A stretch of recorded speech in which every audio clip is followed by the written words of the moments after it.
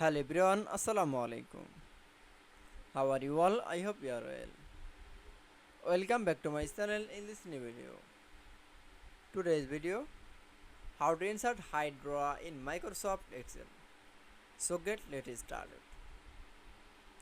At first, open your Excel document file. Firstly, then you show the Excel sheets is the name to the salary and bonus. Then show the any raw highlight, any raw in the height.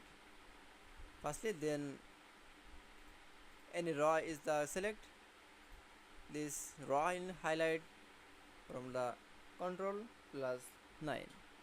Then show the hide the raw. Then again another raw is the hide. Now click for the control keyboard press for the control 9. That's okay. Then show the hide the raw. Again another raw hide. Now for click, then keyboard press for the control 9.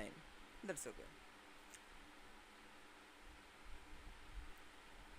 Insert hide raw in Microsoft Excel is very easy. I hope to enjoy the video. Please like, comment, share and subscribe my channel. Thanks for watching my video.